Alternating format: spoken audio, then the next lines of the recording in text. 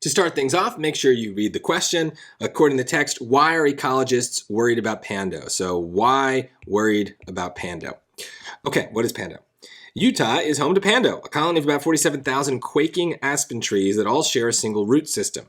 Pando is one of the largest single organisms by mass on Earth, but ecologists are worried that its growth is declining, in part because of grazing by animals. So there you go, they're just saying the answer.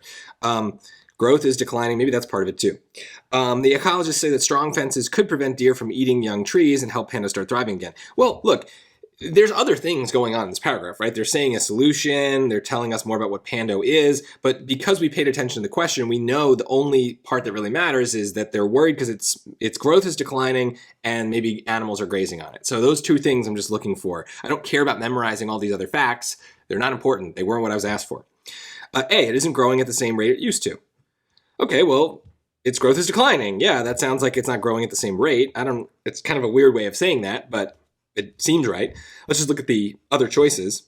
It isn't producing young trees anymore. Well, you could say that A and B are actually saying the same thing, right? If it's not growing, it's probably because it's not producing young trees.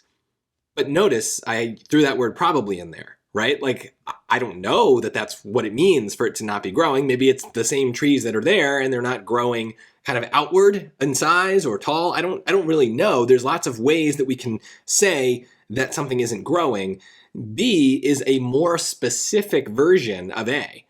And unless we have evidence that specifically says what B is saying, we're not allowed to make assumptions. So if you were between A and B here, A is the more general answer, which maybe doesn't feel as satisfying, but that's the kind of thing that usually is right on the SAT because we don't want to get too specific unless we have evidence. So this is just going too far.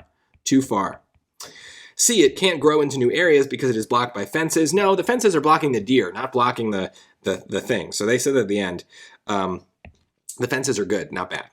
D, its root system can't support many more new trees. Well, they do talk about the roots, but they're not saying the roots are the problem. They're saying that the deer or the grazing animals are the problem. So again, this is getting specific, but this one is much more obviously wrong. So A is the answer.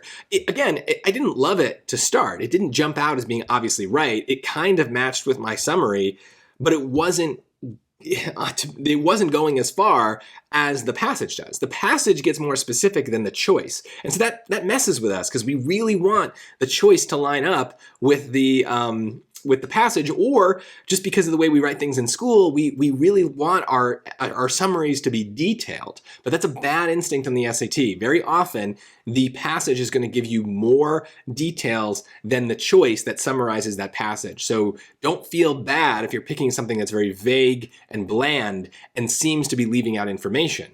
It still might be a summary of what's going on. That's okay. And the worst thing that can happen is that you pick a choice that goes too far and adds new information in that is not in the passage. That is way more common, and that is a very common trap that if you picked B, you probably fell for here.